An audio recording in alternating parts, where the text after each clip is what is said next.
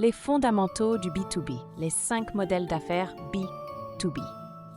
Deux amis, Claude et Stéphane, se retrouvent dans un café et discutent des opportunités d'affaires dans le B2B. Salut Stéphane, comment ça va? Je te vois plongé dans tes pensées. Tout va bien? Salut Claude. Oui, tout va bien, mais je réfléchis à un sujet super important pour mon entreprise, les modèles d'affaires en B2B. Avec tout ce qu'on entend sur le business to business, je me demande quel modèle choisir. Excellente question. Le B2B, c'est vraiment un univers stratégique. Tu sais qu'il y a 5 modèles principaux, chacun avec ses avantages et ses inconvénients. C'est essentiel de comprendre ça pour bâtir une entreprise durable. Intéressant. Peux-tu m'expliquer ces modèles en détail? Je veux vraiment comprendre avant de me lancer. Le premier modèle, c'est la distribution B2B. Ici, ton entreprise agit comme un intermédiaire entre le fabricant et l'acheteur final. Par exemple, un grossiste qui fournit des produits à des détaillants. Ah, je vois. Quels sont les avantages? C'est un modèle bien établi avec un potentiel de revenus stable. En plus, les coûts de production ne sont pas ton souci principal. Mais attention, la concurrence peut être féroce et tu es dépendant de la fiabilité des fournisseurs. Et côté flexibilité? Pas énorme. Les marges sont souvent minces et dépendent du volume. Si un fournisseur te lâche, c'est une catastrophe. Et pour les entreprises de services? Ah, le modèle de service B2B, c'est l'un des plus communs aujourd'hui. Tu proposes une expertise, comme du consulting, du marketing digital ou des services IT directement à d'autres entreprises. Ça doit être intéressant. Quels sont les atouts? Le principal avantage, c'est la personnalisation. Tu crées des solutions sur mesure pour tes clients. Les marges peuvent être très élevées si tu as une bonne réputation.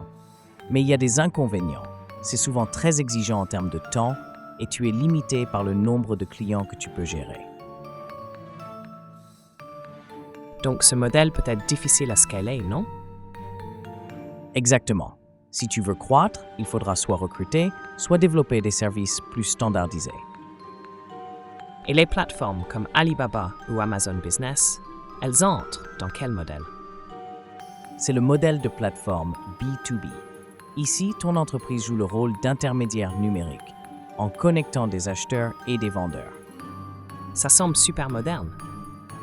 Oui, c'est très rentable si ça marche. Une fois ta plateforme en place, tu peux attirer des milliers de transactions avec peu de coûts additionnels. Mais pour y arriver, il faut investir lourdement dans la technologie et le marketing. Et n'oublie pas, ce marché est ultra compétitif. Ça a l'air risqué. Oui, mais les gains sont potentiellement gigantesques. Il faut être patient et bien positionné. Parlons fabrication. Certains entrepreneurs fabriquent directement pour d'autres entreprises, non? Exact. Dans le modèle de fabrication B2B, tu crées des produits finis ou des composants que d'autres entreprises intègrent à leurs propres offres. Quels sont les avantages? Si tu as une expertise technique, c'est une excellente option. Tu peux construire des partenariats à long terme avec des clients réguliers. Par contre, les coûts initiaux pour la production et l'équipement sont très élevés. Et attention aux risques liés aux chaînes d'approvisionnement. Donc c'est pour les entreprises bien financées. Absolument. Ce modèle demande de la rigueur et un capital conséquent pour démarrer. Et le SaaS, c'est un terme qu'on entend partout. Le modèle SaaS est en plein essor. Tu développes une solution logicielle que les entreprises payent sous forme d'abonnement. Pense à Salesforce, par exemple. Quels sont les points forts? C'est scalable. Une fois le logiciel développé, chaque client supplémentaire génère des marges élevées. En plus, avec les abonnements, tu as des revenus récurrents.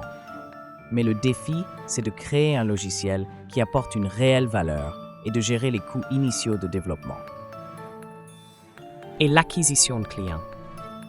Là aussi, ça peut coûter cher, surtout au début. Mais une fois que ton produit a du succès, tu es bien parti. C'est passionnant ça. Mais comment savoir quel modèle est fait pour moi? Pose-toi ces questions. Quelle est ta compétence principale? Combien de capital as-tu pour démarrer? Quels sont tes objectifs à long terme? Stabilité ou croissance rapide? Et si je me trompe de modèle? Rien n'est figé. Tu peux évoluer. Mais mieux vaut bien commencer en ayant une vision claire. Et d'ailleurs, pour aller plus loin, je te conseille de suivre Jean-Rodrigue Titsop sur sa chaîne YouTube. Sa prochaine vidéo sur les stratégies gagnantes pour trouver des clients B2B t'aidera énormément.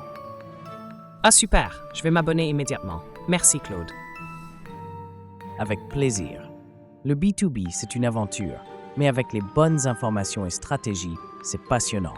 Allez à notre succès. À notre succès. Présentation. Les fondamentaux du B2B, les 5 modèles d'affaires B2B. Le monde du B2B, business to business, où les entreprises interagissent pour acheter ou vendre des biens et services, est vaste et stratégique. Comprendre ces modèles d'affaires fondamentaux est crucial pour construire une entreprise prospère et durable. Voici un tour d'horizon des 5 principaux modèles d'affaires B2B, leurs avantages, inconvénients et comment choisir le modèle qui convient le mieux à votre entreprise. 1. Le modèle de distribution B2B. Dans ce modèle, une entreprise agit en tant qu'intermédiaire entre les fabricants et les acheteurs finaux, par exemple, grossistes ou distributeurs. Avantage. Structure bien établie. Les entreprises bénéficient d'un flux de revenus stable en vendant des produits déjà demandés. Moins de risques de production. L'entreprise ne produit pas elle-même, ce qui réduit les coûts initiaux. Inconvénient. Marge faible. La rentabilité repose souvent sur le volume de vente. Concurrence accrue. La pression sur les prix est intense, ce qui peut limiter la croissance. 2. Le modèle de service B2B. Ici, l'entreprise fournit des services spécialisés à d'autres entreprises, comme le conseil, la formation ou des solutions informatiques. Avantage. Personnalisation. Les offres sur mesure répondent précisément aux besoins des clients. Barrière à l'entrée. Une expertise unique peut protéger l'entreprise de la concurrence directe. Inconvénient. Dépendance au talent. Le temps et l'expertise sont essentiels, ce qui peut limiter la croissance. La gestion de la relation client, les attentes élevées des clients nécessitent un suivi rigoureux. 3. Le modèle de plateforme ou marketplace B2B. Ce modèle connecte acheteurs et vendeurs via une plateforme numérique, comme Alibaba ou Amazon Business. Avantage. Scalabilité. Une fois la plateforme mise en place, elle peut accueillir des milliers de transactions sans coût exponentiel. Modèle innovant. Les marketplaces sont attractives et offrent des opportunités de revenus diversifiés. Inconvénients. Investissement initial élevé. Développer et lancer une plateforme nécessite un capital important. Concurrence mondiale. Les grandes plateformes dominent souvent ce marché, ce qui peut rendre l'entrée difficile. 4. Le modèle de fabrication B2B. Les entreprises produisent des biens ou des composants pour d'autres sociétés. Avantage. Fidélisation des clients. Les partenariats avec des entreprises acheteuses peuvent durer des années. Expertise technique. Cela permet de se positionner comme un acteur incontournable dans un secteur. Inconvénient. Coûts fixes élevés. Les équipements, les matières premières et la logistique peuvent alourdir les dépenses. Sensibilité aux ruptures de chaîne d'approvisionnement. Les délais ou les hausses de prix impactent directement la rentabilité. 5. Le modèle de SaaS, Software as a Service. Dans ce modèle, une entreprise développe des logiciels accessibles via abonnement. Ce type de service est particulièrement populaire dans la gestion, le CRM ou l'analyse de données. Avantage. Revenus récurrents. Les abonnements mensuels ou annuels créent une source de revenus stable. Scalabilité. Une fois le logiciel développé, chaque nouvel utilisateur génère un faible coût additionnel. Inconvénient. Développement coûteux. Concevoir un logiciel performant demande un investissement initial important. Concurrence technologique. Le marché évolue rapidement, nécessitant des mises à jour et innovations constantes. Comment choisir le bon modèle B2B? Voici quelques questions clés pour vous aider à choisir le modèle qui correspond à votre vision et à vos ressources. Quelle est votre expertise principale? Si vous êtes spécialiste d'un domaine, le modèle de service ou de fabrication pourrait être idéal. Quel est votre budget initial? Les modèles de distribution ou de service demandent moins de capital que les plateformes ou le SaaS. Quel est votre objectif à long terme? Si vous cherchez des revenus rapides, optez pour des modèles éprouvés comme la distribution. Si vous visez la croissance et l'innovation, tournez-vous vers le SaaS ou les plateformes.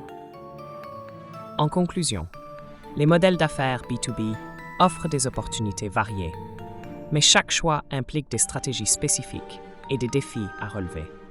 Pour réussir, il est crucial d'adopter un modèle aligné avec vos forces et vos ambitions. Pour aller plus loin, abonnez-vous à la chaîne de Jean-Rodrigue Titsop. Dans sa prochaine vidéo, intitulée « Les stratégies gagnantes pour trouver des clients B2B », vous découvrirez des tactiques essentielles pour bâtir une clientèle solide et rentable. Ne manquez pas cette opportunité.